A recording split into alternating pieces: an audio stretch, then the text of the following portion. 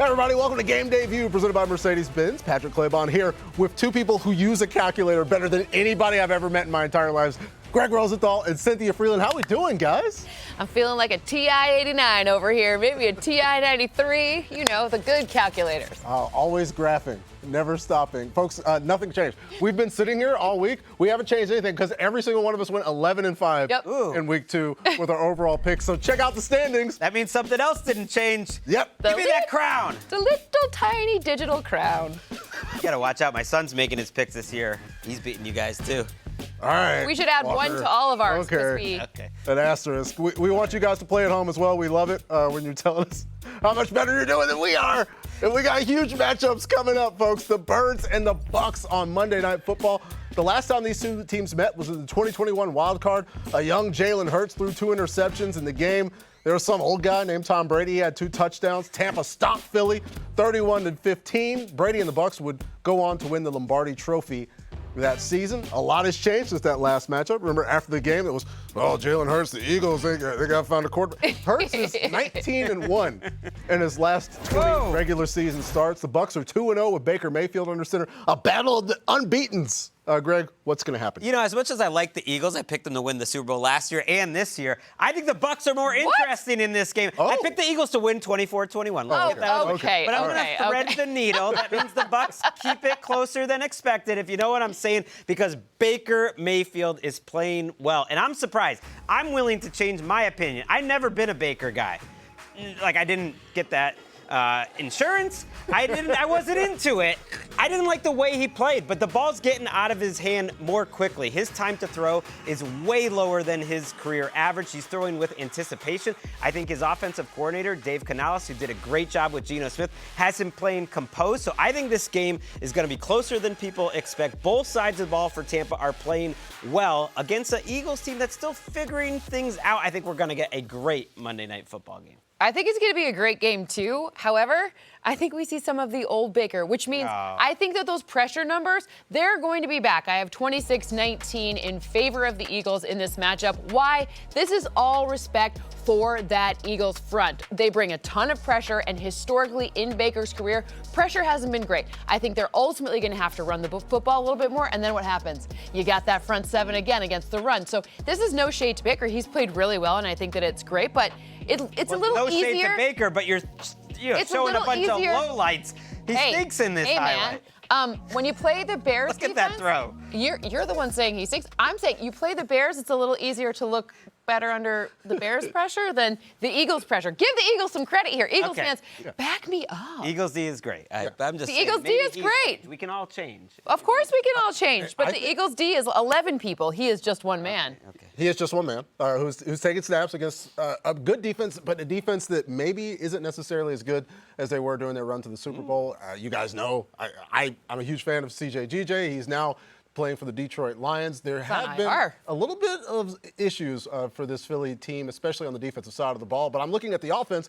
They were able to run the ball with DeAndre Swift against Minnesota last week, and they were very, very good, very explosive. When they started to pull away from the Vikings, those defensive lapses showed up a little bit, but then they ran them out of there. They can't necessarily do that against this Bucs team, who they're the only team ranked number 2 right behind Philadelphia in terms of rush defense right now. So I think it's a little bit closer, but that Eagles offense pulls them ahead by 3 points. I've got the Birds by 3. Look at you guys, little needle threaders. You little needle threaders. I swear, like, the Lions coaching staff got to be watching these Swift highlights, be like, where was that guy in Detroit? They weren't giving them the ball. Okay. Perhaps a situation that's repeating itself this year. Let's go. There's currently 7 unbeaten teams in the NFC. Those are 2 of them. Another in action on the road. The New Orleans Saints against the Packers. The odds makers don't think there's going to be a score fest. These are the lowest over-under numbers. Look at that Jets-Patriots game, 36.5. But we're going to focus on Saints and Packers. Projected to be one of the lowest scoring games of the week. Green Bay has won 10 straight home openers, but New Orleans has the second most road wins since 2018. Something's got to give, Cynthia. Well, I think the thing that ultimately gives is like a smidge more health on the side of the Green Bay Packers. I have just a 1-point win, 21-20 in favor of the Packers, like a smidge. That's an smallest actual needle smidge. you are threading, a 1.5-point needle. listen, I don't care about threading anything. I'm not sewing a darn thing ever. Not a sewer over here. I do bake, but not sew. But look, when I'm looking at the opportunity here, I'm looking at what happens for the Saints offense. Michael Thomas has quietly been pretty darn good. Lots of targets. This is a guy who in fantasy can get you a lot of points if you're looking for a good wide receiver to start this week. But I'm looking at here this defense with the Packers, and this is where I'm going to see, because I don't know who this Packers defense intends to be. Is Darnell Savage going to be a thing again or no? Are we going to get some good Jair Alexander? I'm going to call him Ja because that's like what his friends call him. I'm going to pretend we're friends. But I want to see how it works out. We know Chris Olave is awesome. I think Michael Thomas is awesome too. I want to see how they defend two great receivers like this all at once, because that will help dictate the rest of the season. Yeah, I've got a narrow one as well. In fact, a very low-scoring game. I'm kind of with the odds makers on this one, 17-15, because all week I was waiting to see if Aaron Jones was going to practice. I saw he practiced, and that was going to be enough for me. The Saints have real issues up front on the offensive line, and if someone from either team is going to have to be a consistent playmaker, and Jones is that for the home team, but he was not there last week. They had 24 points, and we're celebrating Jordan Love's 3 touchdown passes, but they only had 234 total yards. That was concerning to me, but Aaron Jones makes it worthwhile because I was just kind of back and forth on this one. Aaron, some positivity there. I'm okay with it, Greg. I really struggled with this game more than any all week, but then a little birdie told me that I would maybe get a Just Greg if I took the Saints. And Just Gregs this season are 4-1, so let's go for the Saints. I mean, I don't know who's going to win, but I know the Saints have some great weapons. Look, Cynthia loves Michael Thomas so much, she mentioned him even though she's picking the Packers. But I thought someone was going to say Jamal Williams wasn't there. I was trying to be nice and let the rest of you talk about Christian Watson being back, and sheesh, but whatever, you go ahead. You are nice, but there's so many nice receivers to talk about. Watson is maybe going to play. Maybe he won't. He probably is back. But Thomas is truly back, the old Thomas. But who's he playing with now? He's playing with Chris Olave, who is emerging as a top 10 wide receiver in the entire NFL. Chris Olave is that good. Yeah. And then once a game, they press the button. They say, we need to win the game, so let's press the Rashid Shaheed button. Like, anytime they want a big play, go get it to Rashid Shaheed, and he's going to make a play deep and down the field. This is one of the best wide receiver trios in the league. There is my guy, Shaheed. I mean, every play he makes is about a 40-yarder. He's got speed. If you say it fast enough times on a Sunday, Rashid Shaheed. It's very hard, though, when you are participating in Sunday Funday to say Rashid Shaheed a lot of times fast. Greg's playing at my heartstrings there. He knows I'm a Rashid Shaheed guy. Rashid Shaheed. You can switch over. I want to hold. Just Greg won't hold it against you. Switch. I want a prime number. I don't switch. Speaking of numbers, let's do the math, because Jordan Love, it's not his first game with 3 touchdown passes. He's got 2 straight. The over-under for Sunday is 1.5. Cynthia, how do you feel about that? Well, I feel that it's going to be 1 touchdown, which is less than 1.5 touchdowns, because ultimately this Saints defense is the key to what makes them so special. Last week we saw tons of false leverages, which just means that it's hard for a quarterback to diagnose if it's zone or man, quarters or half. Like, what are they playing with? Who knows? They know, but not Jordan Love. He hasn't seen enough games for this defense to really be something that he can outsmart yet, so I think they just do the right thing and give the ball to the running back. We talked about some Saints receivers for this game. Here's an impressive start to Chris Olave's career. 17 straight games of 3 or more catches. Ooh. If he has 48 more of those games, he can catch his teammate, Michael Thomas, who was incredible at the start of his career. Speaking of streaks, last Sunday the Chargers lost again. Their 3rd straight game in which they held a lead in the 4th quarter. The bad luck going back to last year's wild card game against the Jags, where the Bolts blew that 27-point first half lead. After last week's loss to the Titans, Brandon Staley was asked if there could be a lingering effect from last year's playoff loss. I'm not worried about the Jacksonville loss. The Jacksonville loss hasn't carried on to the season whatsoever. If you've seen our training camp or you've seen the way we've played in the first 2 games, it hasn't had an impact on our team whatsoever. Our team is connected. Our team has played its heart out in 2 games, and we've lost 2 tough games. But it has nothing to do with the Jacksonville game. And if you ask anyone in our locker room, it has nothing to do with the Jacksonville game. And that's just the truth. It's a convenient storyline for you and for everybody else, but it's not the truth. We've lost 2 tough games, but the guys in that locker room, the men in that locker room, they are finishers and they have what it takes, and we're excited to prove ourselves. We just lost a game in overtime, Jeff, so how do you think the mood is? How do you think the mood is? How do you think it is? It's tough. It's tough. It's a tough group in there. There's a lot of pride in that room, okay? And we put a lot into this, and we got a good football team. And so we've lost 2 tough games. We've got to bounce back, learn from our mistakes, and be ready for Minnesota. Woo! Brandon Staley feeling the heat. So we got winless Chargers and Vikings squaring off in Minneapolis. Austin Eckler has been ruled out. This seems like a loser leaves town kind of game, like a retirement match, Greg. Oh, my Where are we gosh. going? Well, I am unlike Jeff. Brandon Staley's going to be happy with me this week. I'm taking the Chargers. Jeff, you blew it. Chargers, 28-25. Look, this team is different. They're not good on defense, and that's why Brandon Staley's feeling the heat, but they are different on offense. Justin Herbert is going deep down the field more often this year than we've seen in his career. His average depth of target, a career high. Keenan Allen making plays down the field. I haven't really seen that in 3 or 4 years, and that to me is coaching. They are third in the league in success rate. So on a play-to-play basis, they are moving the ball. They're successful. Herbert's been comfortable. Some late sacks that I'm worried about, but you look at this Vikings defense, they're a boomer-bust defense with Brian Flores. I think you're going to find some single-man coverage, some big plays for Herbert. Yes, plenty to feel good about, especially the way Keenan Allen and Mike Williams and Justin Herbert have been playing. But there's been some weird decisions from the Chargers coaching staff. Ooh. In fact, let's go late to that game against Nashville. A 3rd and 4 with a chance to ice the game, and we got to hand the ball off. Is that going to Big Mike? Is that no? It's not. Against the best run defense in the league, perhaps. Elijah Dotson gets the carry, and it's not his fault. But maybe we let Justin Herbert play a role in this game. I think the things that are going wrong aren't necessarily related to the talent on the field or their ability. Maybe some things that are easily fixable, and that's why I have the Los Angeles Chargers. Oh, there we go. Game. I agree with Greg. Final score 28-27, Cynthia. Well, make this one a prime number because I have Minnesota taking this one 27-16. And just making a computer noise. I don't know what I'm supposed to do with that. So many numbers. It's the server. It's the singularity. It's coming for you. Anyways, when I'm looking at this one, I want to talk about Jordan Addison, and I want to talk about his impact to this game. We didn't know exactly how it was going to look. Everybody knew Justin Jefferson was going to come out kicking. We knew he was going to be your 1.01 fantasy player. He's kind of living up to it, too. But Jordan Addison has really become another deep threat, and I think this is a game where, look, you got a lot of poetry here, right? You got Brandon Staley, you got Kevin O'Connell, both came from the Rams, and then Jordan Addison, this kid from USC, he's going to be the icer. Oh, that's too bad. Sorry, I'm with Jeff here. Sorry, Brandon. I'm on the side of Jeff. I don't know who Jeff is, but Nobody I'm knows. on your side, Jeff. Jeff taking shots. I also, in defense of Brandon Staley, I think it's weird that it's like, hey, are you guys still sad about Jacksonville? And that's why you get it's an odd spot. But we got 5. Look, it's a weird question. I get it. I just, 5 total points between us. We'll see what happens in this game. Folks, if you want more action this season, NFL Plus brings you live games on mobile, Red Zone, NFL Network, game replays, and more. It's all in one place. You can sign up today at plus.nfl.com. Terms and conditions apply.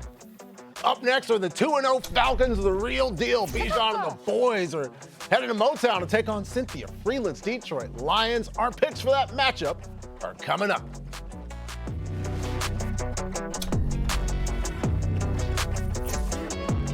Cynthia, are you taking the Lions in this one? Are we back? Of course.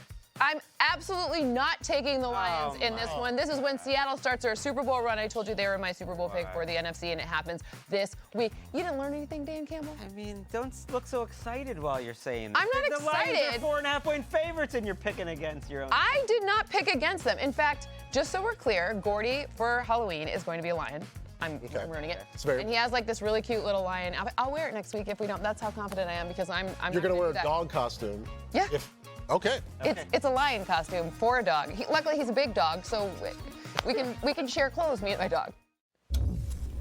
It's time for the Drive to Excellence presented by Mercedes-Benz. That's what we lost, folks. That's what we lost when the Seahawks won that game. The 2-0 Falcons heading to Detroit for a huge matchup. Detroit 1-1 after that loss to the Seahawks. Cynthia, 3rd week in a row, are you going to pick against the Lions? Yep. What? Can somebody They're favored again. They're favored. Not according to you. Can somebody please look at the injury report and also factor in who's on IR? Because it's really not like they're playing with the full complement of Lions players. And I just have a 1-point win, 24-23. Falcons are getting healthier. But I got to give a little credit to my guy, Jared Goff. Because you know what? Patrick Claybon ruined He ruined his interception streak. It is all Patrick's fault. If you need someone to blame, Lions fans, it is Patrick. His write this down was the Goff was not going to have an interception. Correct. And you know what happens? It wasn't just an interception, it was a pick six. But I'm going to tell you something. After that, I saw something from Jared Goff that makes me very proud to be a Lions fan. Poise. He was totally fine after that. They went into overtime. He still was making, look at that kind of, oh, look at that. That's not a throw that you're making if you're scared. Jared Goff isn't scared. He's starting his new non-interception streak that probably Patrick will ruin again. Yes, but why not? I'm confused here, but you got the Falcons. that's because winning. the computer, listen, the singularity is smarter than me. The computer. I mean, Cynthia is very smart. You know, she's. I do it all blindly. I would love for it to be like if I could pick who wins every week, it would be great, but I can't. I have to do the computer. I can pick who throws interceptions. Right. And I can pick who's going to win. It's your Lions. They're winning this game. I don't care that Cynthia wears glasses or has an advanced degree or is I got two advanced degrees. Tangibly Come on. smarter than I am. Stop it. I'm going with my still heart. paying for that. I'm so going I get with two Sam of them. Laporta. That's There what it I'm is. going with Sam A Laporta. rookie tight end is going to be the difference. Got Looking it. great. Hey, every year we hear, oh, rookie tight ends, they don't do anything. Oh, They do a lot of great You got to things. wait for 3 or 4 years. Not if you're Sam freaking Laporta. He's throwing blocks. He's breaking tackles. He's going down the field, and he's going to attack the middle of the field. And I know they got Jesse Bates. It's going to be a great matchup here against the Falcons. But this secondary and the Falcons, I don't think they've really been tested by a high-quality attack like the Lions offense. So I like Detroit. But what to about win if this no game. Amon-Ra St. Brown?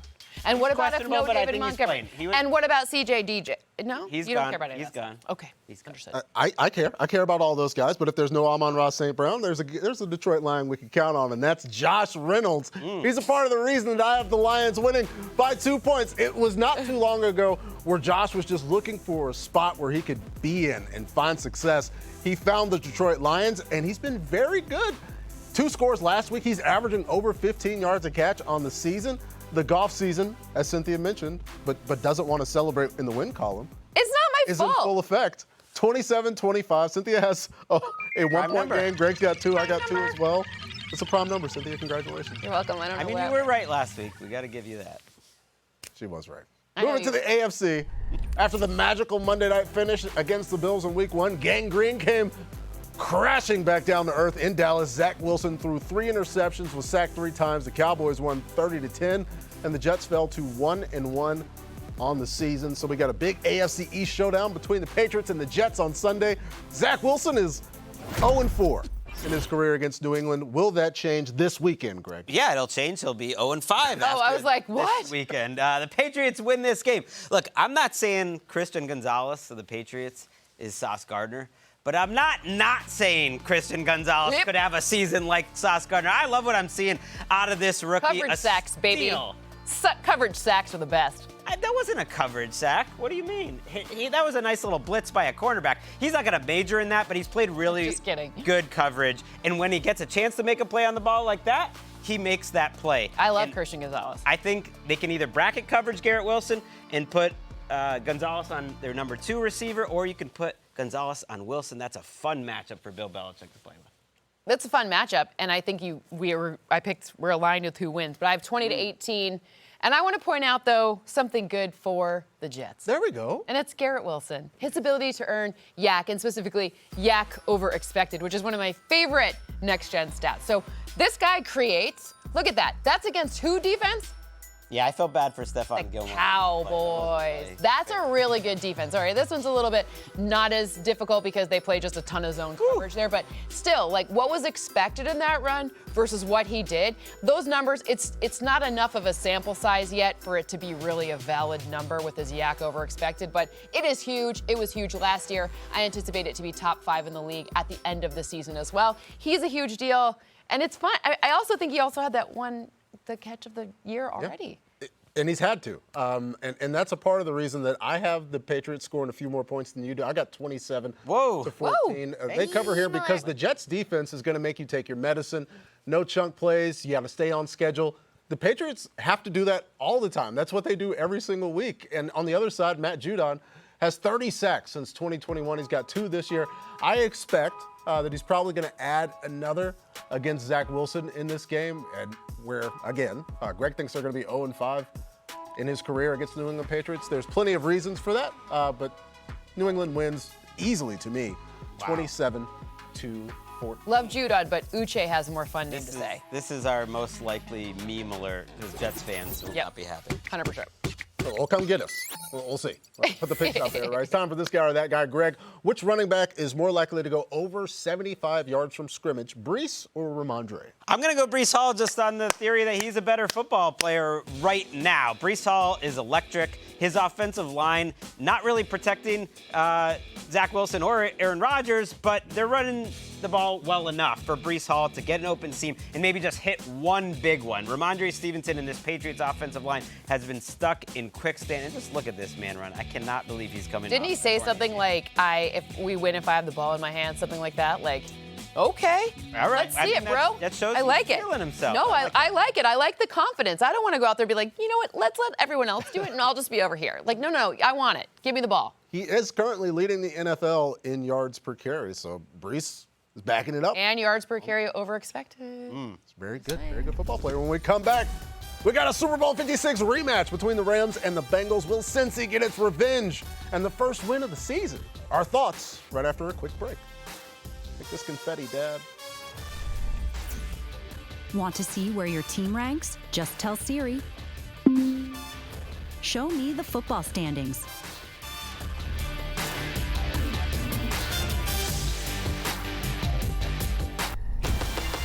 A soul-crushing, unrelenting defense. A team that has risen from the ashes. Time for the Super Bowl! Odell Beckham Jr., he high points the football and has the 6. Back pylon caught. Cooper clutch for a 13-3 lead.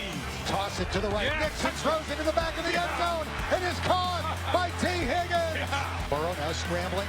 Fires deep downfield for Higgins. Oh, Jumps baby. up, pushes over his defender, catches the ball. A 75-yard touchdown to give the Bengals the lead. Cooper Kupp's got it. Cooper Kupp brings it in. Touchdown, LA. The Rams are back on the high side. He's hit. He's sacked. Aaron Donald got there. Rings for the Rams. 23-20. A Lombardi trophy. The Los Angeles Rams are world champions. So many great memories, although some of us forgot that Dwayne "The Rock" Johnson opened the Super Bowl, which was odd for those in attendance. Monday night, it's the Super Bowl 56 rematch of that game between the Rams and the Bengals. At the time we're taping this on Friday, Joe Burrow's playing status still uncertain. Cynthia, what do you think happens considering the uncertainty? Okay, so I'm going to say he's playing because this feels like a situation where the Bengals need a win here. They have Super Bowl aspirations. They paid him a lot of money. So I do have the Bengals taking this one, but by 3 points. I have 24-21 in this matchup. This is a game where we need to see if Joe Mixon can be the kind of guy that we think Joe Mixon is. Meaning, is he the kind of guy who's going to get you those 4 yards on first down? And those early downs, can you just rely on him to put you in favorable down and distance situations? We haven't seen a lot of that this year. That will be a huge deal, especially because it's possible to assume that Joe Burrow's not 100% healthy, even if he is playing. So you really need him to be in those situations where Joe Burrow just gets an extra little bit of time to be able to make those deeper throws. And I've been impressed by Joe Mixon this year. I think he looks better. He just looks healthier running the ball. You're not feeling that? Well, it's not that I'm not feeling that. You need him to, if you're going to have the way that the O-line's playing and the way that the quarterback's playing, you need him to play like not just a little bit better, you need to play like considerably better. Well, maybe that's Right? why I'm That's- taking the Rams in this game. How about that? 27-21. Look, we don't know about Joe Burrow's status. That would impact my pick here, but I think this Rams team has played better than Cincinnati through 2 weeks because they're more physical. Kyron Williams is the man in the backfield for the Rams. They traded Cam Akers earlier this week, in part because Kyron Williams does it all. Passing downs, pass blocking, running the ball. And when you watch this Rams team in both of their games, including against the 49ers, they played so physical. It's not what you think of when you think of the Rams. They came out this season with a different attitude and with a different scheme running. They're throwing a lot of things out that they really didn't do in 2021. And so I think they can win this game whether Joe Burrow is playing or not. Woo! I agree with you, Greg. I've got the Rams winning by 2 points as well. This is going to be a prime number for Cynthia. 24-22. Type away. Bengals fans, please back me up. These two, what do they know? A lot more than you All we know is the sounds of that mainframe telling us that we might be wrong, but they can also tell us that this guy that plays football for the Los Angeles Rams, number 99, Aaron Donald, still really good at football. Going to Canton whenever he decides he wants to. If Burrow needs to move, if he plays in the game, the Bengals are going to have to deal with him. Things are better in L.A. right now than they are in Cincinnati. I think that's fair to say as an understatement. I think Donald and the Rams pass rush get home, and it makes it, as it's been for Cincinnati, continuing to throw the ball deep, very difficult. Rams win. We'll see if Cynthia wins that prime number. Let's get some quick picks. Remember how the Bears had a chance to draft Patrick Mahomes? Instead, they took Mr. Trubisky. They don't want to hear about that. So, Fields against Mahomes Sunday. Any chance of an upset, Cynthia? I don't think an upset's going to happen. Okay. Let's just put it that way. Look, I have 31-17, a nice, comfortable win for the Chiefs. But I want to talk about something we might see, and that is the return of the design run for Justin Fields. You know how many he's had so far this season? Exactly 2. 2. That's not great. When things got better for them at the end of last season, he was averaging a lot more designed runs, and you have Eberflus calling plays again. So I think that given a little bit of drama that's happened there this past week, I think we see him playing loose, excited. I'm a robot. He's not a robot. No I'm robots. the robot. Cynthia Right. is the machine. I'm the robot. Yep. The new look Ravens are 2-0. They're playing host to the 1-1 Colts. They're going to be missing Anthony Richardson. Gardner Minshew gets the start. Greg, what happens here? I think the Ravens win this game comfortably, 31-21. I loved watching this Lamar Jackson tape last week. Patrick got it with a stray bond. The Ravens won this game because Lamar was throwing dimes like this from the pocket. That plays a perfect example of how patient he was. He's just sitting back there, but when he sees the open receiver, he gets rid of it. The quickest time to throw of his career. This is it. This is the normal Ravens offense Lamar fans have been waiting for. Like, we've got a bunch of different weapons. Like, it's just a normal NFL offense, and Lamar looks so good running it. Yeah, no people who watch one game a year talk, make him play for the pocket. Okay. All right. Watch football. Through 2 games, the Cowboys have outscored their opponents 70-10. Dallas has the 0-2 Cardinals on Sunday. No Trayvon Diggs, though. We hate that. Tore his ACL in practice this week. I still think Dallas wins this one 28-20. The basis of that, Mike McCarthy has this offense going, and they're playing super safe right now, as is Dak Prescott. No turnovers yet. CeeDee Lamb has a bunch of catches and yards. Jake Ferguson is actually 3rd on the team in catches. He's only got 4 yards a catch. But that's just an example of how much Dallas has taken what the defense gives them. Cowboys win this one, and we all agree. I really agree. 30-9. Very much agree. Super agree, does Greg Rosenthal. Coming up here, the Steelers are headed to Sin City for a date with Jimmy G and the Raiders. Our picks for a classic rivalry coming up on Game Day View.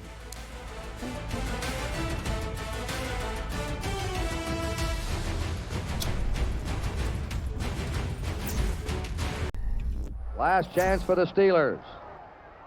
Bradshaw trying to get away. And his pass is broken up by Tatum. Tipped off. Franco Harris has it. And he's over. What? Franco Harris.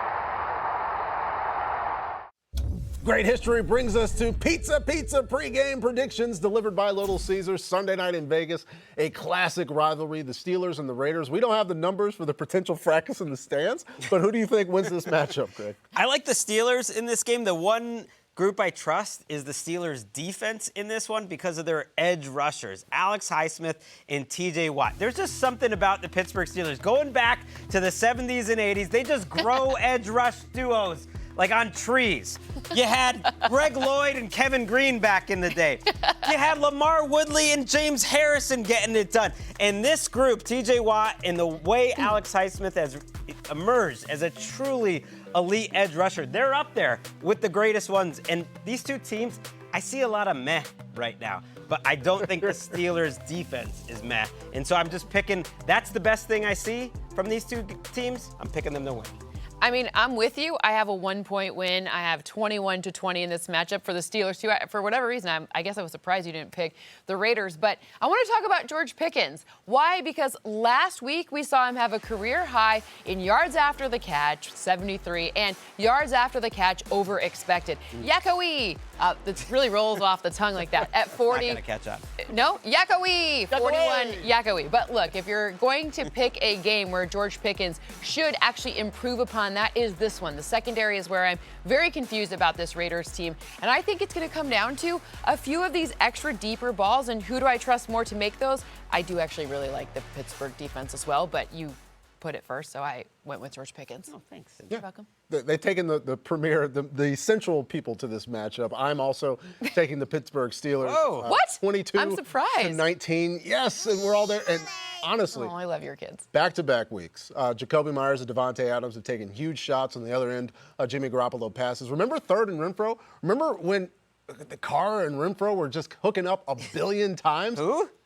Yeah, Derek Carr. It was a while back. Here's a cut-up of all the Hunter Renfro targets from this season. Boop.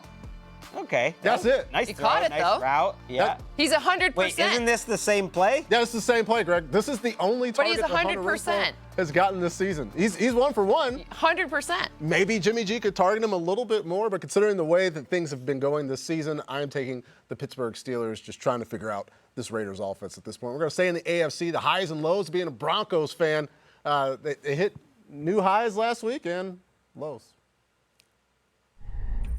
Snap. Commanders don't jump off. They rush 4.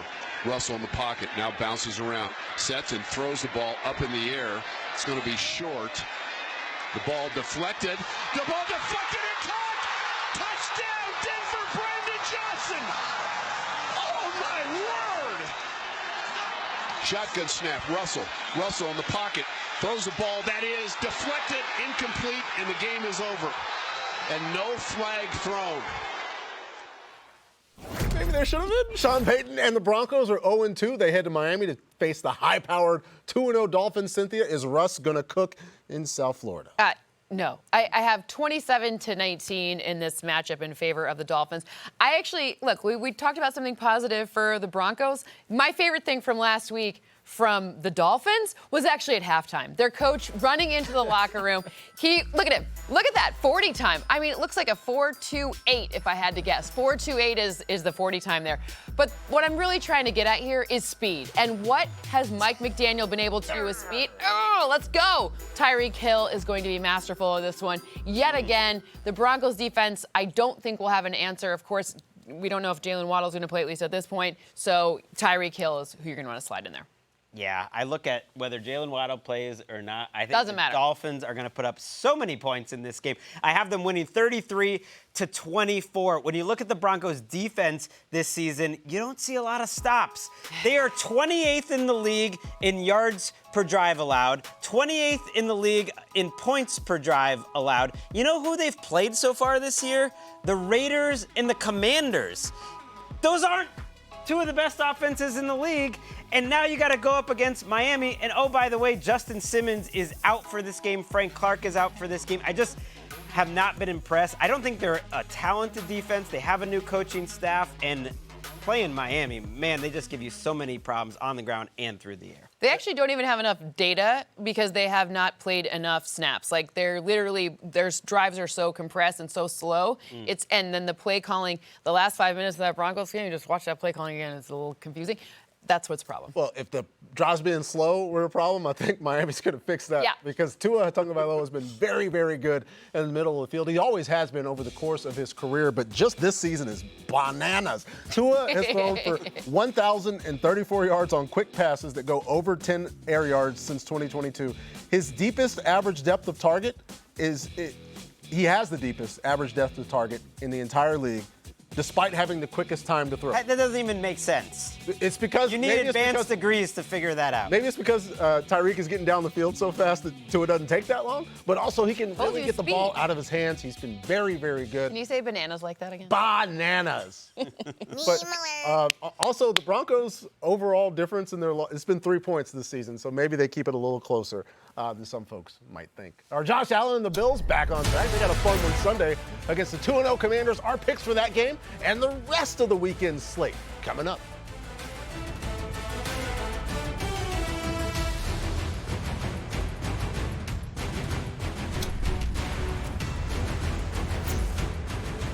We're back on Game Day View, YouTube TV, the new home of NFL Sunday Ticket. Being an NFL fan has never been easier. Watch every game every Sunday exclusively with NFL Sunday Ticket on YouTube TV. Sign up now. Terms and conditions apply. For more information, visit NFLSundayTicket.com. Off the play fake, Tannehill back in the end zone. Touchdown! Westbrook Akine. And the Titans take the lead. From the near hash mark, the rain is lightened up. Good snap, good hold. Kick is on its way. The game winner, and it is good!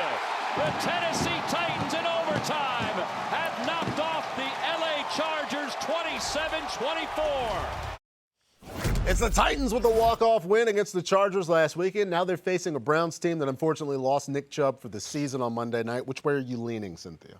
I'm leaning. Oh, I just was very sad about Nick Chubb there for a second, but I'm actually leaning in favor of Tennessee in this one, 21-19. I trust that defensive front for the Titans and what Mike Vrabel is able to get from them very much. You got some guys there that are just like game wreckers. One of them went to BC, Harold Landry. Hey. Big sack last week. Yeah. And you got Jeffrey Simmons as well, who arguably is like one of the top guys that we don't probably talk about enough. But at the end of the day, when I'm looking at what the difference in this is, it's the fact that you have a lot of changes without Chubb there. Chubb is a very important player to that offense, and now you're going to put some more pressure on the quarterback, which means that it's going to just make things a little bit more dicey. So just a 2-point win. Ooh. I have a very similar scoreline here. I have the Tennessee Titans winning 20-19, almost the same. You know, I like it when we're on the same page. Look, I think the better running game wins this game. And now that you don't have Nick Chubb, I think it's the Titans running game because it's not just Derrick Henry. It's Tajay Spears in the mix. It's coming. Look, everyone, when is Derrick Henry going to start losing carries? Watch out, Tajay Spears might be coming. He's here. Where'd he go to school? 58 snaps. He went to Tulane. Oh, where'd you go? And he fell too far in the draft because of injury concerns. He doesn't need a fully functioning ACL. He's making people miss. Look at those cuts while he's moving forward. He's great on passing downs.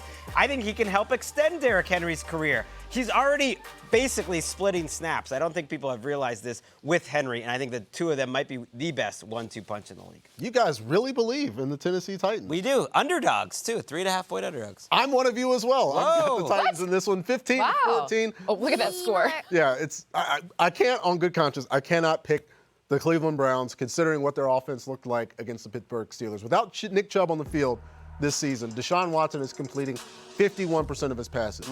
It was 66 with him on the field. They lost to a team last week with a barely functioning offense. I think they lose to a team with a little bit better offense. And as we mentioned, Danico Autry, Jeffrey Simmons, that Titans defensive line really could cause some problems for that offensive line that is absolutely struggling. But let's do some math here.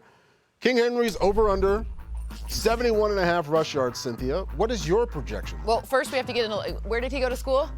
The University of Alabama. And where are you from?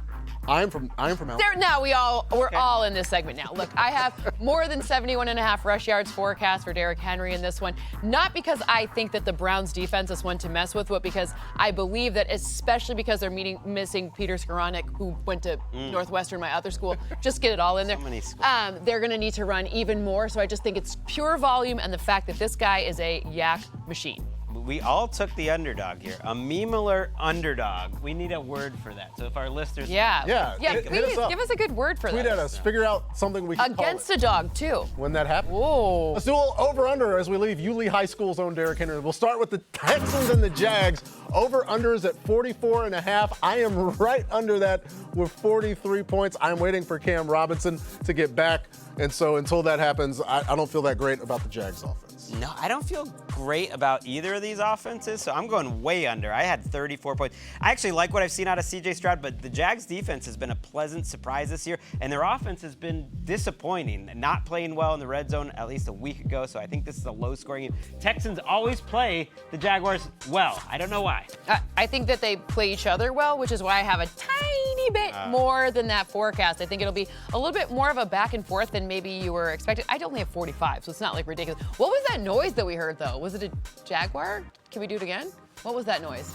Did you hear it? Okay, fine. Maybe we can find it. There could be an actual jaguar in here. And maybe Probably. That jaguar wants points. Josh Allen and the Bills going to our nation's capital to face the 2-0 Commanders. The over-under is 43.5, and I've got the over on this one. I like points. I like the way that Josh Allen has been executing, especially not being YOLO Josh. He was slightly YOLO Josh, but that still gets his points. And Sam Howell, Eric Bieniemy, and this Commanders offense scoring some points here. Greg, what do you think? I like the offenses in this game. I like more, and I like the Commanders to keep this close. I know we're not picking this game, but we all took the Bills. I think Commanders keep it closer than 6.5.